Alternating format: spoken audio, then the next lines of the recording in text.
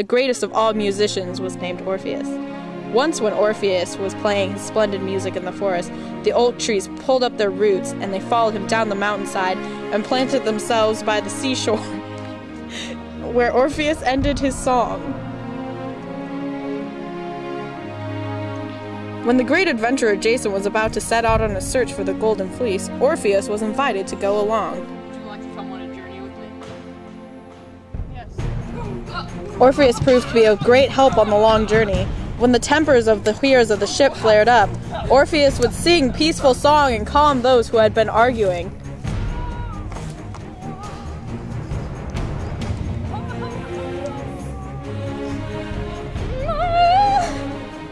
I'm so glad to be home. After the Argonauts returned to Greece, Orpheus fell in love with a beautiful woman named Eurydice.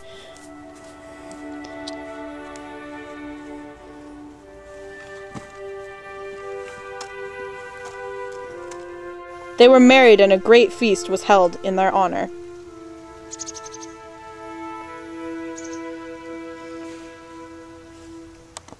Of their wedding, Eurydice strolled by through a nearby field and talked joyously with her friends. But as she walked through the bright green meadow, she stumbled upon a poisonous snake. The huge serpent bit her, and she died. Orpheus was heartbroken over this cruel fate. He had been married and widowed on the same day.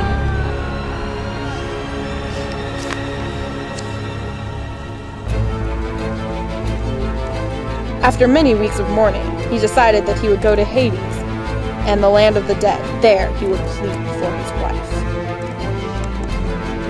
He came to the gates that led to the underworld, playing his harp.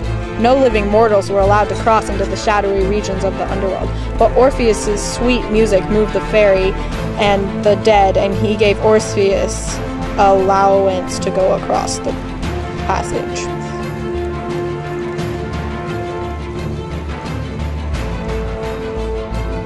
He soon came to the god Hades and his wife Persephone. Orpheus sang his sad, sweet song and pleaded for his bride back.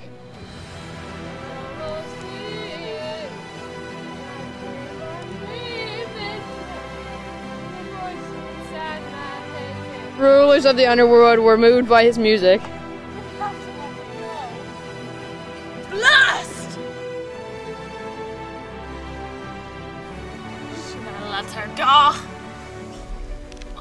What would come of it? Should I let her go with Orpheus?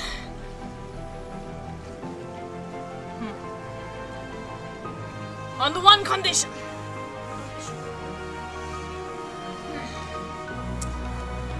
He does not look back on the underworld when going back to the upper world of the men. You can have your wife back on one condition! What is the condition? I'll do anything. I'll do You anything. You don't look back at the underworld when going back to the real world! Okay. And you can't look back at your wife either. Easy peasy. You go the wrong way. You go that way. Orpheus began walking up the long, steep path that led to the sunlit world of men. The winding pathway was gloomy and silent. Behind him in the darkness, he could hear the soft pad of Eurydice's bare feet upon the rocky steps.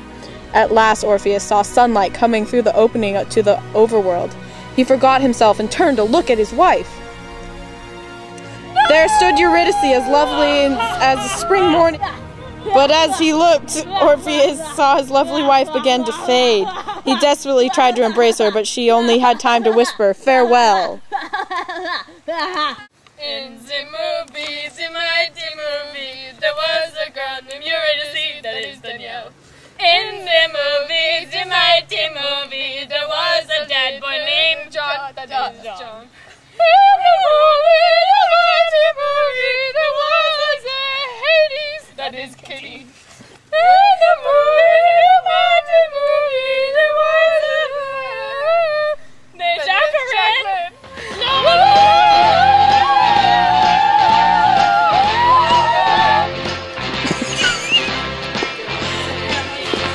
It's okay. Yeah, you look good.